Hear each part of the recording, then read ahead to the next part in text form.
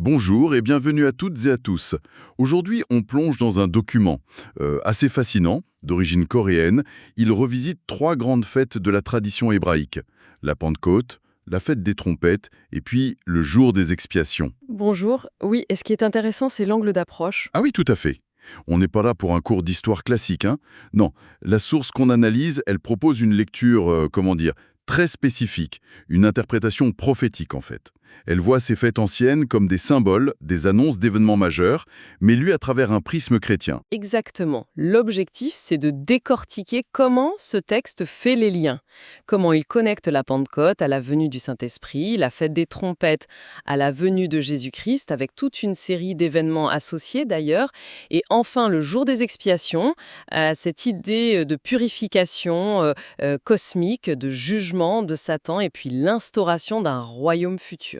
Oui, et ce qui frappe d'emblée, c'est que ce n'est pas juste une liste de fêtes.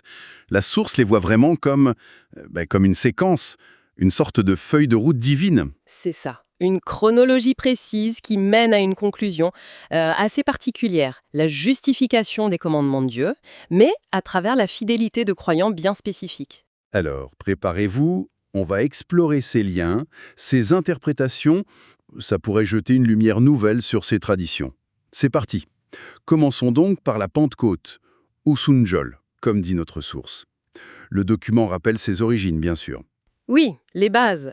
Fête des semaines, Chilchiljol, ou fête de la moisson, Mektujol. C'est ça. Calculé 50 jours après la fête des prémices, Chochiljol.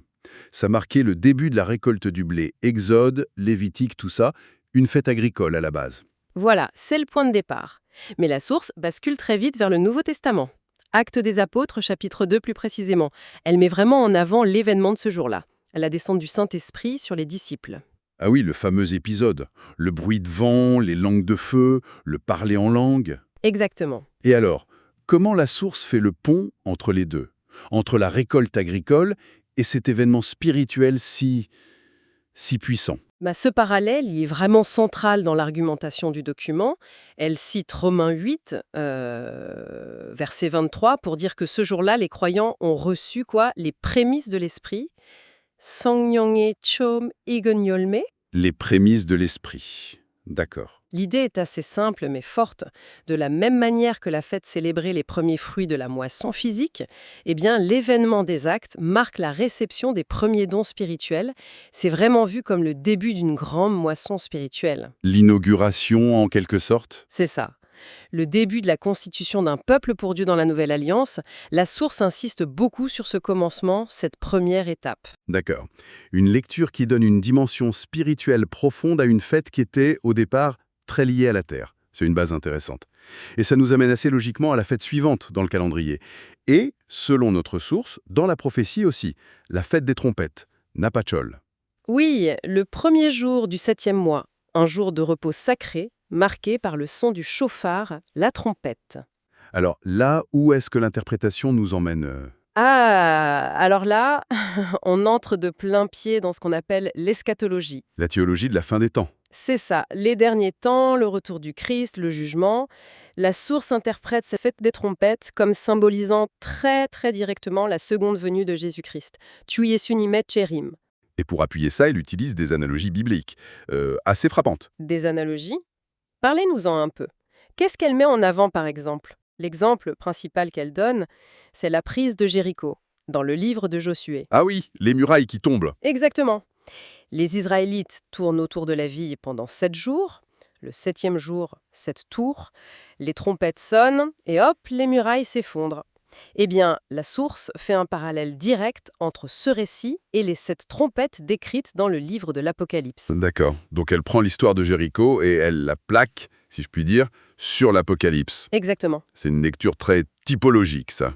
Tout à fait. Trouver des correspondances entre l'Ancien et le Nouveau Testament. Et la source se focalise surtout sur la 7e trompette de l'Apocalypse. Chapitre 11, verset 15. Celle qui proclame que le règne de Dieu est arrivé, que c'est l'heure du jugement. Et elle fait un lien crucial, c'est ça. Oui. Elle identifie cette 7e trompette comme étant la dernière trompette, Majimak Napal, dont parle l'apôtre Paul en 1 Corinthiens 15. Ah oui, le passage sur la résurrection et la transformation des croyants. C'est exactement ça. Le moment, selon Paul, où les morts ressuscitent et les vivants sont transformés. Donc, si je comprends bien, pour la source, le son de cette trompette finale, c'est pas juste un signal vague. C'est le coup d'envoi d'une série d'événements très précis, très dramatiques, liés au retour du Christ. C'est exactement ça. La source décrit une chronologie précise qui est déclenchée par cette dernière trompette. Premièrement, l'apparition de Christ dans les airs. Deuxièmement, le rassemblement auprès de lui de ceux que la source appelle les témoins martyrs. Sungyu Chin Indul. Oui, elle s'appuie sur des passages comme 1 Thessaloniciens 4 ou Matthieu 24. Attendez une petite seconde. Ces témoins martyrs, ils ont l'air vraiment importants dans cette interprétation. Pourquoi ce focus particulier sur eux? Ah mais ils sont absolument centraux dans la logique de la source. On va y revenir plus en détail, mais disons que leur rôle est lié à la validation des commandements de Dieu. Pour l'instant, retenons juste ça. Après leur rassemblement dans les airs, la source place le déversement des 7 fléaux, la colère divine sur la terre. D'accord, comme dans Apocalypse 16. Voilà. Et c'est seulement après cette période de jugement que Christ descendrait physiquement sur terre pour établir son règne. Apocalypse 19 là. D'accord, ok. C'est une séquence très détaillée. Apparition, rassemblement des martyrs, jugement par les fléaux, et ensuite la descente physique. Oui, et ce moment de la 7e trompette, il coïncide aussi avec ce que la source appelle la première résurrection. Première résurrection. Selon son interprétation d'Apocalypse 20, cette résurrection, elle est réservée à un nombre spécifique de ces témoins martyrs. Ceux qui sont sous l'autel en Apocalypse 6. Précisément cela. Et c'est là qu'on touche vraiment au cœur de l'argument de la source. Pour elle, la résurrection de ces martyrs, c'est la preuve ultime, la preuve irréfutable que les commandements de Dieu sont non seulement justes, mais aussi Réalisable. par des humains. Oui, par des êtres humains fidèles, même face à la persécution extrême, à la mort. Et cette preuve, apportée par les martyrs, eh bien, elle devient la justification du jugement divin contre ceux qui ont transgressé. Et ça légitime aussi la mise hors d'état de nuire de Satan, l'accusateur originel. Waouh! C'est dense comme raisonnement. Donc, la fête des trompettes, dans cette lecture, elle annonce pas juste le retour du Christ, elle annonce aussi ce moment clé où la fidélité humaine valide la justice de Dieu et prépare le terrain pour la suite. Ce qui nous amène tout naturellement au jour des expiations. Te Suktuil, le 10e jour du 7e mois, le jour le plus sacré, le plus solennel de l'ancien calendrier. Comment la source l'intègre dans sa chronologie prophétique? Alors, le jour des expiations, il est interprété comme le symbole de l'expiation finale, totale, cosmique. C'est le moment où, selon la source, le péché est définitivement éradiqué de la création et où Satan est lié, emprisonné. Pour expliquer ça, la source revient au rituel décrit dans le Lévitique, au chapitre 16. Ah oui, les rituels très complexes, le souverain sacrificateur, le sang, les 2 boucs. C'est ça. La source rappelle l'entrée unique du souverain sacrificateur dans le lieu très saint, une fois par an seulement, avec le sang de l'expiation. Et elle insiste aussi beaucoup sur le rituel des 2 boucs. Vous savez, un bouc sacrifié pour Dieu, et l'autre, le fameux bouc pour Azazel. Un Sassel Yamso, celui sur lequel on confessait les péchés avant de l'envoyer mourir dans le désert. Quanya. Voilà. Et c'est là que l'interprétation symbolique devient très très spécifique dans notre source. Comment ça? Elle interprète cette image du bouc qui emporte les péchés comme Satan lui-même qui est jugé et banni. C'est précisément ça. Le bouc pour Azazel, il représente Satan, l'accusateur, chargé symboliquement de tous les péchés qu'il a en quelque sorte inspirés. Et le désert où on l'envoie, ça symbolise l'abîme, Mujogeng, où il sera confiné. D'accord. Et le souverain sacrificateur dans ce schéma, son rôle est vu comme parfaitement accompli par Jésus-Christ, lui qui entre dans le sanctuaire, mais le céleste cette fois, non pas avec du sang animal, mais avec son propre sang. C'est tout le développement de l'épître aux Hébreux, chapitre 9 notamment. Oui, mais la source fait une distinction importante, il me semble. Elle parle d'une grande expiation. Tetosokche. Qu'est-ce que ça signifie exactement, Okche? Ce n'est pas le pardon qu'un croyant peut recevoir aujourd'hui, par exemple. Non, et ça c'est vraiment un point crucial pour comprendre la source. Elle distingue très clairement l'expiation individuelle, qui est accessible par la foi en Christ dès maintenant, de cette grande expiation. Ça, c'est un événement cosmique, futur, unique. Et cet événement cosmique, il ne peut avoir lieu, selon la source, qu'après la première résurrection. Encore eux, après la résurrection des témoins martyrs dont on parlait. Exactement. Mais pourquoi? Pourquoi leur résurrection est la condition sine qua non de cette grande expiation cosmique? quel est le lien logique pour la source? Ben, dans la logique interne du texte, leur victoire sur le péché et la mort, qui est scellée par leur résurrection, c'est la preuve définitive, la preuve que les commandements de Dieu sont bons et surtout qu'ils sont praticables. Ça réfute l'accusation fondamentale de Satan, qui est en gros les humains sont incapables d'obéir à Dieu durablement. Ah, je vois. Et c'est cette preuve vivante incarnée par les martyrs ressuscités qui justifie pleinement le jugement final de Satan. Et ça permet l'éradication symbolique et définitive du péché de toute la création.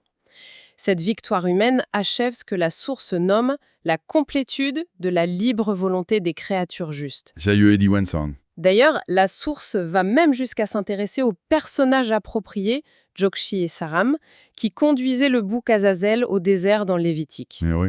Et il symbolise qui, lui?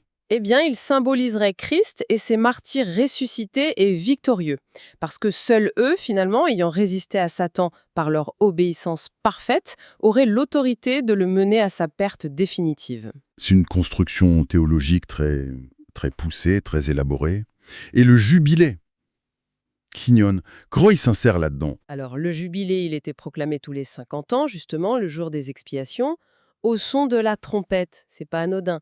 Pour la source, c'est le symbole ultime de la libération. Libération de l'esclavage du péché, restauration de l'humanité rachetée dans sa relation originelle avec Dieu, et même restauration de la création elle-même, libérée de la malédiction. Donc, ce jour de la grande expiation cosmique, dans cette perspective, il inaugure le jubilé éternel, la libération totale et définitive. D'accord. Bon, si on essaie de récapituler un peu toute cette chronologie des événements finaux, telle que la source la présente, ça donne quoi? C'est un peu comme assembler les pièces d'un grand puzzle prophétique, j'ai l'impression. C'est un peu ça, oui. La source décrit une séquence qui commence pendant une période symbolique qu'elle appelle le 6e jour, qu'elle assimile à un millénaire.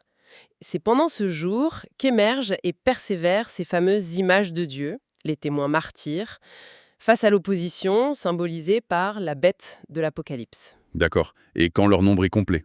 Voilà, quand leur nombre prédestiné est atteint, alors la première résurrection a lieu. Et cet événement, la résurrection des martyrs, coïncide avec quoi? Avec le retentissement de la 7e et dernière trompette et avec l'accomplissement de la grande expiation cosmique. C'est le moment charnière. Exactement. Le moment clé.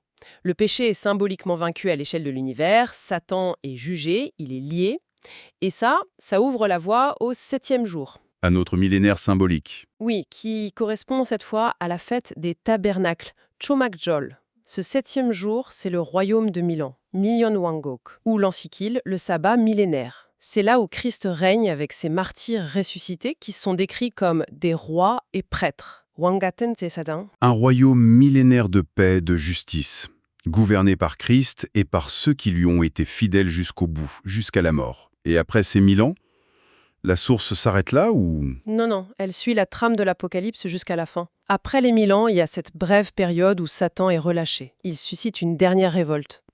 Qui est vite écrasé, si je me souviens bien. Oui, immédiatement. Puis vient le jugement final, le jugement devant le grand trône blanc. Pek Bojwa de Shimpan. Là, tous les autres morts sont jugés selon leurs œuvres. Et enfin, la destruction définitive de la mort, du péché et de tout mal, dans ce que l'Apocalypse appelle les temps de fou. Pulmote, la fin de l'histoire du mal C'est ça. et l'instauration de la nouvelle création, d'une paix, d'une harmonie éternelle. Voilà. Ça boucle la boucle de cette interprétation. C'est une lecture effectivement très structurée, très spécifique que propose ce document coréen. Ces fêtes hébraïques, elles deviennent bien plus que de simples souvenirs. Ce sont comme les chapitres d'une grande épopée cosmique. C'est vraiment l'idée centrale qui ressort, oui. Pour la source, ces rituels, ce ne sont pas juste des marqueurs culturels ni même de vagues préfigurations. Ils sont vraiment vus comme des répétitions générales, si on veut, divinement orchestrées pour révéler le plan détaillé de Dieu. Un plan pour résoudre le problème du péché, pour prouver sa propre justice à travers l'obéissance volontaire d'êtres humains faillibles mais fidèles, et puis pour restaurer entièrement sa création. L'accent qui est mis sur la validation des commandements par les martyrs, ça c'est particulièrement distinctif de cette lecture. Oui, c'est très marqué. Et pour conclure, peut-être une dernière pensée à emporter avec nous. Cette interprétation de la source, elle insiste quand même sur un point qui donne à réfléchir.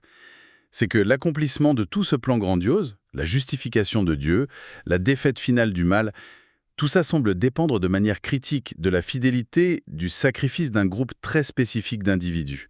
Ces témoins martyrs. Ce qui nous laisse avec une question assez vertigineuse, si on reste dans la logique interne de la source, bien sûr. Qu'est-ce que cette perspective suggère sur le lien potentiel entre, d'un côté, les choix individuels, la persévérance face à l'épreuve, et de l'autre, le déroulement même du grand drame cosmique du salut et du jugement? Mhm. La source, elle, semble indiquer une connexion très, très intime, presque décisive. Une connexion entre le micro et le macro, en quelque sorte, entre la foi personnelle et le destin universel. Voilà de quoi méditer. Merci beaucoup d'avoir exploré avec nous les méandres de cette interprétation spécifique, et à bientôt pour une nouvelle analyse en profondeur.